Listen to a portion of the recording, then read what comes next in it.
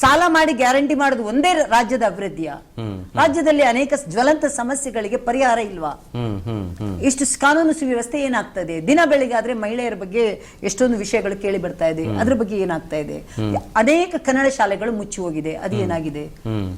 ನಮ್ಮ ಮಧು ಬಂಗಾರಪ್ಪನವರು, ಅವರಿಗೆ ಈ ವಾಹಿನಿ ಮುಖಾಂತರ ಕೇಳ್ತೀನಿ ನಾನು, 6-7 ಸಾವಿರ ಶಾಲೆಗಳು ಮುಚ್ಚಿ ಹೋಗಿದೆ, 676 ಶಾಲೆಗಳು ವಿಲೀನಗೊಂಡಿದೆ, ಅನೇಕ ಶಾಲೆಗಳಲ್ಲಿ ತೊಂದರೆಗಳಿದೆ, ಸಮಯಕ್ಕೆ ಸರಿಯಾಗಿ ಯೂನಿಫಾರ್ಮ್ಗಳು, ಸಾಕ್ಸ್ಗಳು, ಬುಕ್ಸ್ಗಳಿಲ್ಲ, ಇದಕ್ಕಿದ್ದಂಗೆ ಆದೇಶಗಳನ್ನು ಹೊರಟ್ಬಿಡ್ತಾರೆ, ಇದಕ್ಕಿದ್ದಂಗೆ ಅಧಿಸೂಚನೆಗಳು ಕೊಡ್ತಾರೆ, ಶಾಲೆಯಲ್ಲಿ ಶಿಕ್ಷಕರಿಲ್ಲ, ಆಸ್ಪತ್ರೆಯಲ್ಲಿ ಸಿಬ್ಬಂದಿಗಳಿಲ್ಲ, ಎಷ್ಟೋ ಜಿಲ್ಲಾಸ್ಪತ್ರೆಗಳಲ್ಲಿ ಸ್ಕ್ಯಾನಿಂಗ್ ವ್ಯವಸ್ಥೆ ಇಲ್ಲ, ಮೂಲಭೂತ ಸೌಕರ್ಯನೇ ಇಲ್ಲದೆ ಇದ್ಮೇಲೆ ಈ ಸರ್ಕಾರ 3 ವರ್ಷದ ಏನ್ ಸಾಧನಾ ಸಮಾವೇಶ?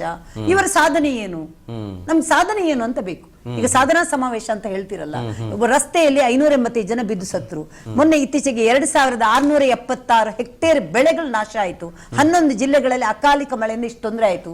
ಹಾವೇರಿ ಒಂದೇ ಕಡೆ 1275 ಹೆಕ್ಟೇರ್ ಬೆಳೆ ನಾಶವಾಗಿದೆ. 3 ಜನ ಸಿಡಿಲಲ್ಲಿ ಸತ್ತೋದ್ರು. ನಾನು ಇದನ್ನೇ ಕೊಡ್ತೀನಿ ನಾನು. ಇಷ್ಟು ತೊಂದರೆಗಳಿರುವಾಗ ಇಲ್ಲಿ ಸಾಧನಾ ಸಮಾವೇಶ ಯಾವುದ್ರ ಬಗ್ಗೆ? ಯಾವ ಸಾಧನೆ ಬಗ್ಗೆ? ಇಲ್ಲಿ ಬಂದಾಗಿನಿಂದ ಇದೇ ಚಾನೆಲ್ ಅಲ್ಲಿ ಶರತ್, ಇದೇ ರಘುದೊಡ್ಡಿರವ್ರ ಜೊತೆ ನಾವು ಎಷ್ಟು ಡಿಬೇಟ್, ಕುರ್ಚಿ ಕಾದಾಟ ಬಗ್ಗೆ ಮಾತಾಡಿದೀವಿ, ಯಾವ್ದಾದ್ರು ಅಭಿವೃದ್ಧಿಗಳ ಬಗ್ಗೆ ಮಾತಾಡಿದೀವ, ಗುಂಡಿ ಮುಚ್ಚಿದೆ, ಗುಂಡಿಯಲ್ಲಿ ಬಿದ್ದು ಸತ್ತೋದ್ರ ಅವ್ರ ಬಗ್ಗೆ ಏನೋ ಮಾತಾಡಿದೀವ, ಶಾಲೆಗಳ ಅಭಿವೃದ್ಧಿ ಬಗ್ಗೆ ಏನೋ ಮಾತಾಡಿದೀವ, ನೀರಾವರಿ ಬಗ್ಗೆ ಮಾತಾಡಿದೀವ, ಅಥವಾ ನಾಡಿ ಎರಡು ತುತ್ತು ಅನ್ನ ಕೊಡುವಂತಹ ನಾಡಿನ ರೈತರು ನೆರೆ ಸಾವಳಿಯಲ್ಲಿ ಬಿದ್ದು ಇದಾಗಿದೆ, ಅವ್ರ ಬಗ್ಗೆ ಏನೋ ನಾವು ಡಿಸ್ಕಷನ್ ಮಾಡ್ತಾ ಇದೀವ. ನಾನು ಯಾವ್ದ ಒಂದು ಎಲ್ಲಿ ಸಾಧನಾ ಸಮಾವೇಶ ಏನು ಏನಂತ ಬೇಕಲ್ವಾ? ನಾವು ನೋಡಿ, ಜನ ನಿಮ್ಗೆ ಮ್ಯಾಂಡೇಟ್